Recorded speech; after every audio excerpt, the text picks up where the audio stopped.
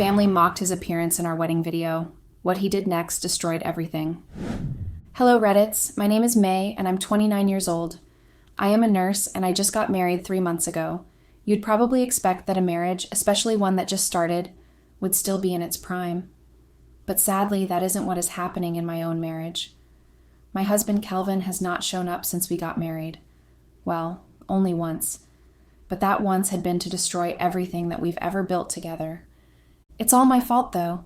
I caused everything, and now I really do not know how to go about anything. What would you do if your family mocked your husband's appearance in your wedding video? You probably wouldn't have laughed and mocked him along with them, right? Well, that's what I stupidly did, and Kelvin had done something so awful that right now, I don't know if there's any coming back from what has happened. And I do not know whether or not Kelvin will ever forgive me too. For what I've done, I probably should be explaining the things I did, why I did them, and what Kelvin's response to them was.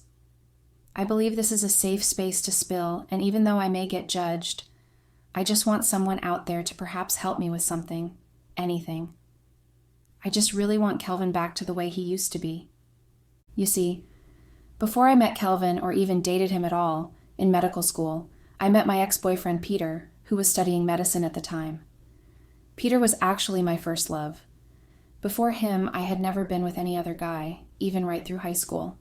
I was too career-oriented, and also, I was the weird nerd in the class that wore glasses and didn't have any friends. Peter wasn't someone that I ever expected to have any sort of interest in me.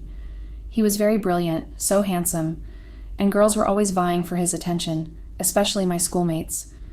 He was always the center of attraction, and I avoided him as much as I could.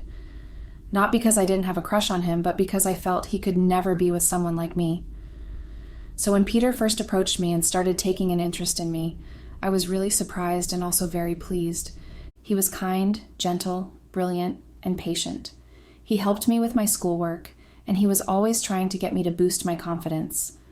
When we started dating and people found out, particularly because Peter wasn't going to hide our relationship like I had wanted, they were so surprised because I was almost unnoticeable in school. Girls started to harass me, not physically though, just through the wrong rumors they spread or through the glares I would receive for doing nothing. I didn't mind it because it was all a price to pay for being with one of the most popular guys in medical school. Peter and I dated through school, and because my course was actually a 5-year duration, I graduated first, but Peter and I still remained in contact. I decided to work somewhere closer to where he was, so we could see each other anytime I wasn't busy. We were the perfect couple. I was happy. There was nothing going wrong with us. We still had that spark that our relationship possessed right from the beginning. And Peter didn't mind that I wasn't as outgoing as he was. He loved me just the way that I was. We never argued or anything like that. Whenever I told the few friends I made at work that Peter and I had never gotten into an argument before, despite the number of years we had been together, their shock and surprises always pleased me. They argued that a couple that didn't fight didn't love each other as they said they did. But I didn't believe them because I just felt Peter and I understood each other perfectly and were ready to bend to adjust to each other's wants and needs. So everything between us was just perfect. I thought that after Peter left medical school and started his internship, we would marry, have kids, and live the fairy tale life I had always pictured for us. But then, when I mentioned marriage while we were discussing one day after Peter had left medical school and started his internship, Peter had been so opposed to marriage that it shocked me. He said he didn't believe in marriage or kids and wanted no part of it. Prior to that, we had never had any discussion related to marriage. Even if we ever did, it was only about some married couple's troubles, or perhaps something that happened at work that involved a married couple. I had always thought that marriage was on the table and that it just wasn't the right time.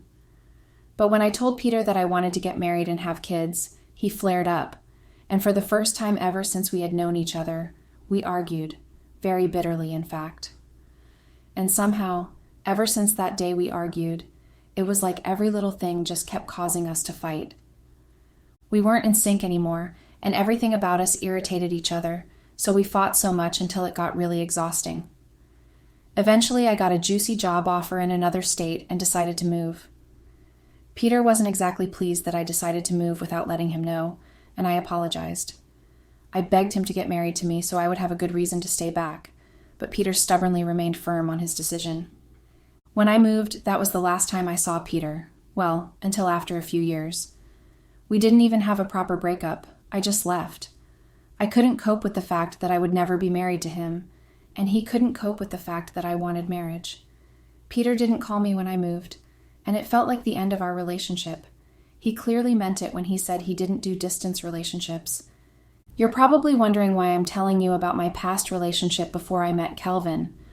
But that's because, as I mentioned earlier, I met Peter again after a few years, and it was while I was engaged to be married to Kelvin. If I ever thought Peter was romantic, Kelvin topped that chart when we met. Kelvin had been the older brother of bubbly Carrie, who was my co-worker turned friend, before she moved with her husband and kids. Carrie is a very bubbly person and so friendly with everyone at the hospital. Even the patients loved her and were always requesting her anytime they needed a nurse to attend to them. She extended her kindness and friendship to me, and I accepted it gladly. She was the first real friend I had, and I told her everything, my insecurities and fears, my childhood, and even medical school stories. Well, one thing I failed to mention was my relationship with Peter. I didn't feel the need to talk about him, especially when I still felt sore about how we ended things. Carrie, patient and kind, never asked me beyond questions I would answer. She never intruded into my life, and I liked it. Well, except for one aspect, my relationships. Once she found out that I was single, she started matchmaking, using her brother, whom I had never met at that time, as a criterion for handsome men in the hospital. Eventually, she introduced me to Kelvin, and the rest, as they say, is history. Kelvin and I kicked things off in a way that didn't happen with Peter. He was very different from Peter, not because he wasn't kind or patient or anything like that, but because he was just everything and more. Kelvin is the CEO of his textile company, and he built his company from scratch. Kelvin was really smart and thoughtful, and where Peter was nice and allowed people to decide things for him, Kelvin knew what he wanted and was pretty assertive when he needed to be. One reason why his company was thriving so much. Carrie had purposely invited me to lunch on a day we were both off duty, and she had invited her brother too. She made a silly excuse about forgetting to get something for her husband just immediately after she introduced us and left us. Kelvin and I shared a laugh because it was clear what she was doing, although we did continue with the lunch. And funny how, even though we had just met, everything clicked. By the time we were done with lunch and Kelvin had suggested we meet again, I hadn't objected. Everything with Kelvin was really fast. Within 2 weeks, I was in a relationship with him, and within a year, Kelvin had proposed. Everything was going fine. Well, except that we did not have issues or any fight of some sort. For some weird reason, I believe my coworkers who had said that if couples didn't fight, it meant they were not in love as they claimed to be. Especially after what happened with Peter, I started looking for little insignificant reasons to fight. Kelvin was more mature, and he didn't rise up to the challenge of fighting over things that were not worth it. I knew that in the line of Kelvin's work, he had to deal with a lot of women. It didn't help matters that they were always fawning over and admiring him. Some even went as far as asking him out themselves. I started to feel insecure because of it, and instead of telling Kelvin about the way I felt, I acted it out by trying to be the jealous girlfriend who was always going through her boyfriend's phone and accusing him of things that weren't significant. Kelvin would calmly explain what everything was, and he would even give me some sort of evidence to back up his claims. He saw past my reactions and knew how insecure I felt, especially because he dealt with beautiful women every day. And he helped me work on it. He was patient and kind and gave me not even one reason to doubt his love for me. When our relationship was 6 months, Kelvin asked me to move in with him, and I agreed.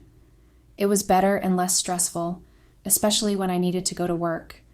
Kelvin would drop me off at work and pick me up, so I spent less on transportation, and there was also the fact that I didn't have to pay rent anymore. Kelvin owned his own home, so living with him was simply the best decision I made. I knew all his friends, and he knew mine. Well, I only had Carrie as a friend, so that was pretty easy knowing my friends. He also introduced me to his parents, and they were lovely people, really, and I did the same. Funnily, despite the fact that Peter and I dated for so long, I never knew his family, nor did he know mine. For some weird reason, I didn't think it was okay to introduce him to my parents, and he probably also thought the same. In fact, we hardly even talked about our families while we were together, just perhaps brief mentions of them when talking about some memory or something.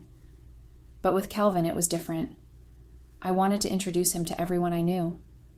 I was proud that we were together, and everyone knew that we were together, and Kelvin never shied away from the topic of marriage like Peter always did.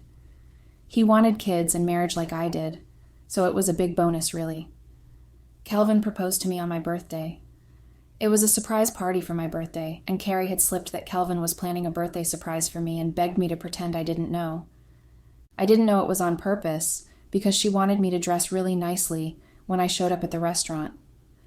So when Kelvin called me at work and told me to come to our favorite restaurant after work, I closed from work early that day so I could buy myself a pretty dress and matching shoes with it. When I got there and saw that everyone had been there, including my parents, wishing and singing me a happy birthday song, I pretended to be surprised, but I was really happy. But the real surprise came when Kelvin went on his knees and proposed to me in front of our families and friends. I was so happy, and I accepted the ring immediately. I never even suspected that he had anything like that planned, so it was really sweet. I've always wanted a 3-month-long engagement. I don't know why, but I've always dreamed of planning my wedding 3 months before the actual wedding. I felt like there was always no need to rush weddings like people do. I wanted everything to go perfectly, and to do that, I needed weeks of planning what I wanted. Kelvin didn't object to it. He only wanted us to be married as soon as possible so we could start our family. The problem came when Peter came into my life again. He was the new doctor who was transferred to our hospital. I was really shocked when I saw him, and I pretended not to know him. Most people in the hospital already knew about my engagement because you don't exactly hide an engagement ring that is shiny and sparkly. Although while I worked, it was usually in my locker with my clothes because I was usually in uniform. The first and second days, I successfully avoided Peter, and it was easy because the hospital was really big and busy. So other nurses worked with him, very willingly, in fact. I'm sure they were hoping to snatch themselves a good doctor as a boyfriend. I didn't mind that they took my shift working with him. It pleased me because it meant I didn't have to see him. But unluckily, on the third day, when I got off duty and was about to head home, Peter caught up to me. Kelvin couldn't pick me up that day because he wasn't in town, so I had to go home on my own.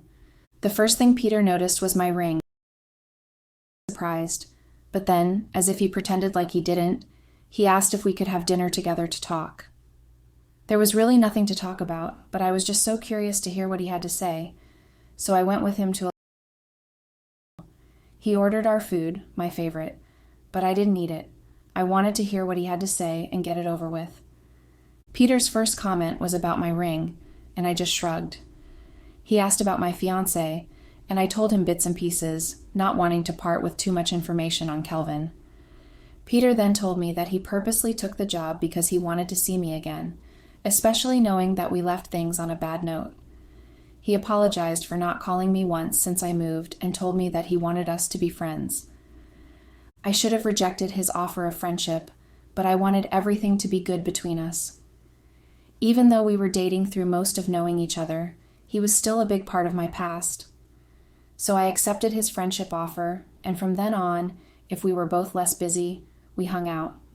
It wasn't even that much, especially because things at the hospital were usually hectic, and we didn't get a lot of free chances. The first month went by, and nothing but friendship was between us. We just said our hellos whenever we met and hung out a few times, mostly at the restaurant beside the hospital before going back to work. We didn't even get to work together much. Some nurses were always exchanging their shifts just to be the one by his side while he worked. So it was pretty easy for things to stay platonic between us that first month. Another thing I regret right now is not telling Kelvin about Peter. I never mentioned Peter in our conversations. I only did once when we were talking about past relationships, and I had mentioned that I had an ex, but things just didn't work out between us. I didn't even tell him his name. I felt it wasn't necessary to revisit the past or recount those memories. The second month, however, things took a wild turn. That day, I was off duty and was at home just hanging out with Kelvin. We were making lunch together and even arguing about the movie we were going to watch on TV. A call came in, and it was a strange number. I didn't want to pick up at first, but I thought it had something to do with work. So I did. It was Peter. He told me that he couldn't go to work that day because he was really sick and had no one around him to take care of him. He sounded really weak, and I pitied him, so I offered to come to his place and asked him to text me his address, which he did almost immediately. When I came back into the kitchen, I found myself lying to Kelvin about it being work. A coworker of mine was sick, and she wanted me to help her take her shift. Kelvin wasn't exactly too happy that our day together wasn't going to happen, but he didn't stop me from going. He slept off after taking the drugs, and I couldn't just leave. I wanted to check on him to see if his temperature had gone down. He woke up hours later, and by then, he was feeling better. I had already made him dinner, so I told him to just microwave it, eat it, and also take his medications. Peter held my hand and thanked me, and I just smiled. But instead of releasing my hand immediately, Peter pulled me to himself and kissed me. And stupidly. Instead of objecting, I allowed him to continue his sexual assault on my lips before I finally just pushed him away after minutes of allowing him to kiss me. I left before he even got the opportunity to apologize for what he did. And on my way back home, Peter kept texting me, apologizing over and over again, but I didn't reply to any of his texts. My heart was pounding. I didn't understand why it felt so good to kiss him again. It was obvious that I was still sexually attracted to him, allowing him to kiss me like that. Perhaps it was because we were together for so long. The kiss had felt almost natural. But as the cab driver approached Kelvin's place, the guilt settled in. I had just kissed a man that wasn't Kelvin. It didn't help matters that Kelvin was waiting for me by the time I got back. He was dressed up like someone going out, and it was then he told me he had come to pick me up from work. But the people he asked said they hadn't seen me at work. I told him that I went to take care of my colleague because of how weak she sounded instead of covering her shift, which I asked another person to help with. Kelvin believed me, and when he asked how she was doing, I told him she was feeling better. It was the second time I was lying to Kelvin, and I really felt bad about lying. But I couldn't exactly tell him the truth without our relationship burning to the ground. Peter continued texting me, apologizing for what he did, but I ignored them all. There was nothing I could say. It's okay. Or was it, never mind, I actually enjoyed kissing you again. I couldn't exactly say those words. It wasn't right. It didn't feel right. So I settled for the better option, ignoring his texts. But as I lay in bed that night, trying to fall asleep with Kelvin snoring softly beside me, and his hand lodged tightly around my waist, I couldn't stop thinking about the kiss. It wasn't as warm and as homecoming as Kelvin's kisses felt. It was something raw and wild. It took my breath away even thinking about it. I made up my mind to avoid Peter. He was trouble, and I didn't want to burst my happy bubble because of him. But that was almost impossible because Peter started to stalk me at work with an attempt to apologize. I didn't want people suspecting our relationship as anything other than being co-workers, so I accepted his apology. But he insisted that I have dinner with him immediately after work to prove that I had forgiven him, and I accepted the offer. He offered to take us to where he wanted us to have dinner, and I thought maybe it was some new restaurant he discovered, so I didn't object, until I realized that we were at his home. I was angry with him, but he apologized and said he actually wanted to be the one cooking for me that day, so eventually I agreed to come in and sit on the stool in the kitchen while he cooked. Watching him expertly dissect the chicken and veggies into smaller pieces reminded me of how domestic he was even while we were together. Kelvin couldn't chop anything to save his life. Whenever he was in the kitchen, he was only there to stare at the way everything was being made and ask numerous questions like he was planning on trying the dish out by himself next time, which he never did. Watching Peter brought back lots of memories of how things were really good between us, and I had some odd feelings. It wasn't love. It was sexual attraction, high and in full force, and Peter knew me so well. He knew the kind of looks I gave when I was horny. So when he looked up and saw me, he slowly turned off the heat of what was simmering on the fire and walked towards me. Peter had always teased me that my huge eyes always stayed half closed, and that I was always biting my lips and touching my ears when I was sexually aroused. I never really paid attention to what I did when I actually was sexually aroused, but I guess Peter remembered it so well. Because when he reached me and dragged me into his arms, I hadn't objected. When he kissed me again, I responded with the same intensity, and before I could even realize what was actually happening, Peter was already deep inside of me, right there on the kitchen floor. I couldn't stop what was going on, so I let it run its course.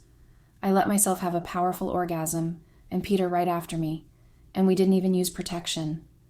It was after the whole thing had happened that I realized fully the extent of what I had allowed to happen. I picked up my clothes shakily and left. I couldn't fathom why I let what happened happen. I felt so much guilt, but I couldn't tell anyone, not even Carrie, what I had just done.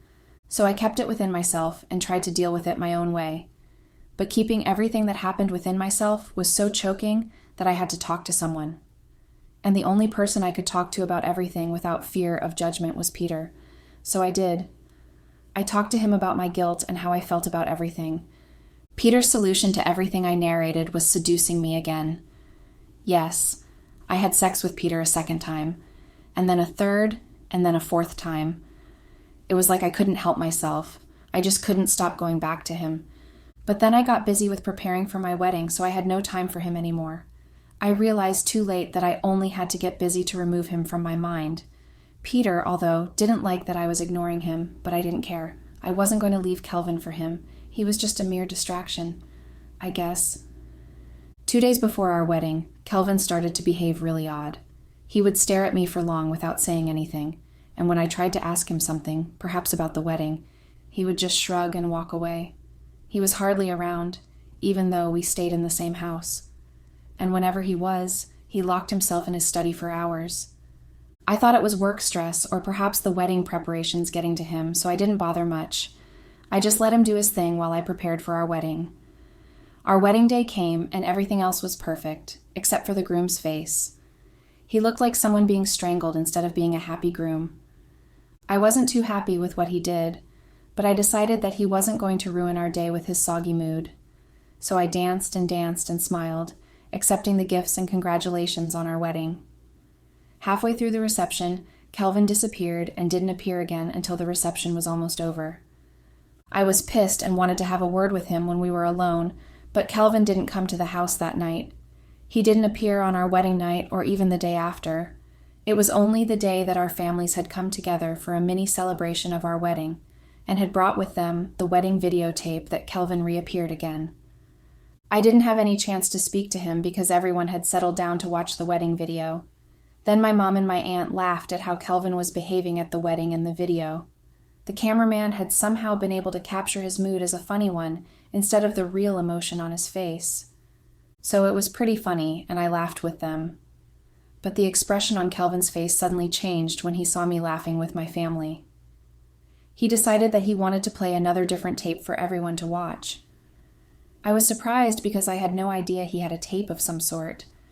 But imagine my shock when I discovered that the tape was actually one of me together with Peter having sex. Apparently my ex had felt offended by me ignoring him, and he had sent a tape that he had secretly taken while we were together the last time to Kelvin 2 days before our wedding. No wonder he was behaving really moody 2 days before our wedding, and also his expression on our wedding day. He had known for the whole of 2 days before our wedding, while I was busy thinking I got away with everything I had done with Peter. He couldn't exactly cancel the wedding, so he had to torture himself by going through a wedding while knowing his bride was a liar and a cheat. He told me right in front of everyone that he had planned to get an annulment, but he didn't want to get it immediately because he didn't want to offend our families. But seeing my family mock him, and I joining them, made him make up his mind pretty quickly. I couldn't move from where I sat. I just sat there frozen, praying for some sort of whirlwind to take me away from that place. Everyone was staring at me in anger and disgust.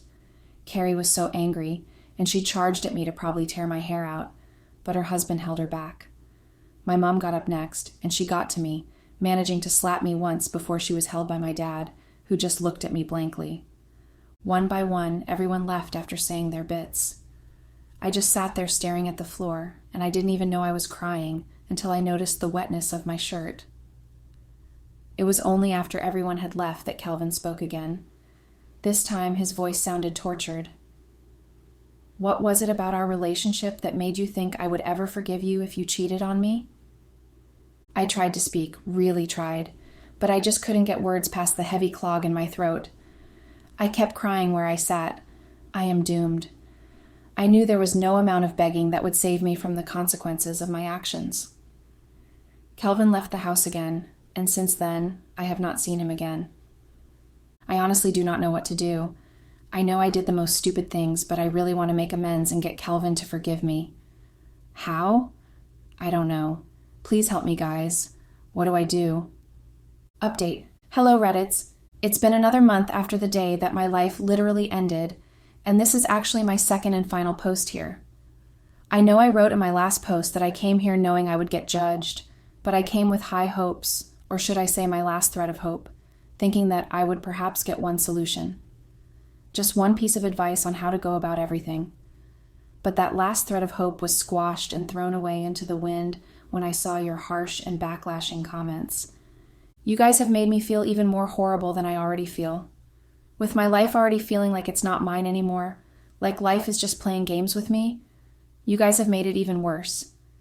You make me feel like a dirty animal in heat that cannot handle herself around other men, but then again, I cannot even fault you, when it's all really my fault. I made those choices, and now I have to bear the grunt of its heavy consequences. I have put myself in a situation where I don't think there's any coming back from. You know, I went to meet Peter 2 days after the whole incident, and he was so smug about what he had done, telling me he was upset because I used and dumped him for the second time. He wasn't even feeling sorry for me. He was just being a real wicked being. He never had any intentions that were right. He wanted me to be as lonely as he had been after we broke up. He didn't want me to be happy, and he has now succeeded. My life is totally ruined. And then there's work. Somehow the rumors got to work that I cheated on my husband with him, and since then, my life at work has been pretty awkward. All the nurses at work who once looked up to me and liked me barely even greet me now. I have become an object of ridicule. Peter, on the other hand, decided to move jobs when he couldn't bear the gossip, but according to rumors, he only got an opportunity at a local hospital in some deserted area in another state. I cannot quit because there's nothing else for me. I've been trying to change jobs, but nothing has been coming forth. So I have no choice but to stick to the one I have right now. And there's no one to even talk to about these things. Carrie doesn't ever want to see me. The other day when she had been in town to see her brother, and she had seen me, she purposely made her car splash the dirty water on the road while speeding past me. My parents, ever since that day, have not spoken to me. They probably still feel embarrassed and disgraced by what I have done, and I don't think they will ever forgive me for it. And then there's the most painful part of everything. Kelvin. Kelvin has made it clear where he stood with things between us. He did file for an annulment and was granted one, especially after the judge had seen the evidence of what I had done. I wouldn't blame the judge for approving so quickly and easily. No one wanted a woman who felt it right to cheat on her spouse to be happy. Ever since Kelvin and I got an annulment, I haven't seen him. Before the annulment was finalized, I tried speaking to Kelvin and begging for his forgiveness. I called, texted, but Kelvin's mind was just made up. He wanted nothing to do with me, and that was final. Immediately after our marriage got dissolved, Kelvin asked me to leave his house, and I had to because I had no choice. He blocked me on every means possible to reach him. He made sure that I wasn't allowed anywhere near him at all. I've become a loner, officially and legally. I don't have a home, or a husband, or even a family anymore. I'm literally on my own, stuck in this pain that hits differently and even more painfully each time I remember exactly what it is I have done. I remember how things used to be between Kelvin and me, and I cannot help but regret the stupid things I did to hurt him. I claim to love him, but yet still got overwhelmed by my greed and selfishness. How could I have allowed Peter, of all people, to come into my life and upend it again? He wasn't ready for marriage before, and he still came to destroy the one means of happiness I had. A devil. That's what he is. But then I cannot only blame the devil. He didn't particularly force me into his bed or anything. I was a willing participant of the act, and now I'm an unwilling participant in this hellhole I'm in. It's so awful thinking about everything I've done because there's no way to correct these things now. I have so many regrets, and the worst one is losing Kelvin. Honestly, I don't know what the future holds for me, but I really am not looking forward to it at all. The thought of never having to have him hold me in his arms, something he did subconsciously while sleeping, is torturous enough. The thought that Kelvin will eventually move on and find someone who is not me, someone who wouldn't think to cheat, and someone he will spend forever with, is almost killing. Wishes are probably for people who deserve them. I don't. Goodbye, guys.